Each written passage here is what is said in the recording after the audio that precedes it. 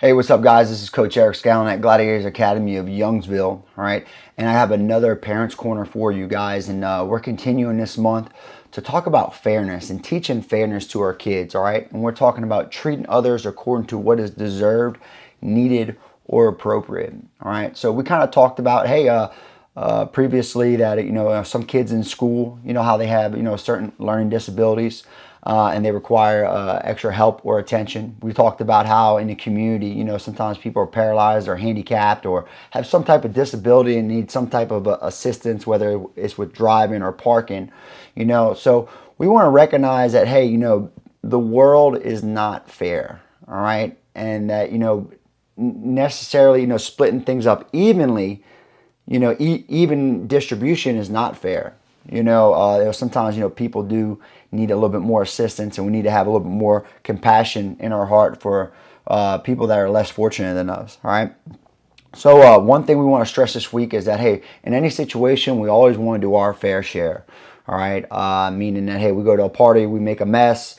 We need to clean up the mess that we made. During Mardi Gras, we go out there, maybe we make sure that we clean up things that we're responsible for. Then also, secondly to that is that you always want to do a little bit more than what's expected. So maybe while you're at Mardi Gras, y'all may pick up a few extra pieces of trash. All right. Well, one good example is that if people ever let us, like if my brother or my parents or if me and my wife, we ever go sleep by their house, one thing we try to do is make the place just a little bit cleaner than what we left it. It's showing people that, hey, we appreciate you sharing with us, and it kind of builds a better relationship. All right.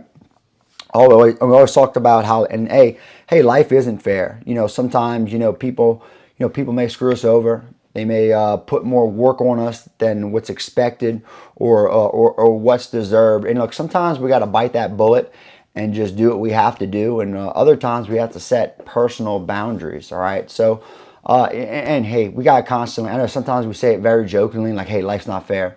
Life's not fair. Get over it. But I think, there's some seriousness there, and there's much truth to, life not being fair. And we need to explain it to our kids at a very early age. All right. And later on this week, we're talking about also, how people make mistakes. I've made plenty of mistakes and plenty of poor life choices. A lot of those mistakes, forced me to grow into a better person, and I think everyone needs to learn to own their mistakes, recognize their mistakes, and fix them. So the first thing we're talking about is that, hey, when you make a mistake, man, you need to own it right away. You need to say you're sorry and immediately apologize. All right.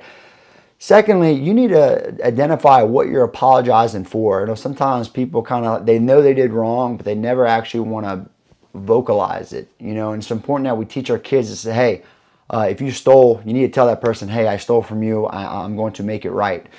So owning what you did. So apologizing, verbalizing what you did, and then three, hey, make sure, hey, it doesn't happen again. All right, you can't apologize for making a mess at the house and then do it every single day. So the importance of, hey, making a mistake and apologizing for it, owning it, and never making that mistake again, guys. All right.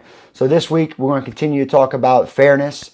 All right, getting our fair share. Life's not fair, and sometimes doing more than our fair share. And if we make mistakes, we got to own it, guys. All right. I'll see y'all this week, guys. Y'all have a fantastic day.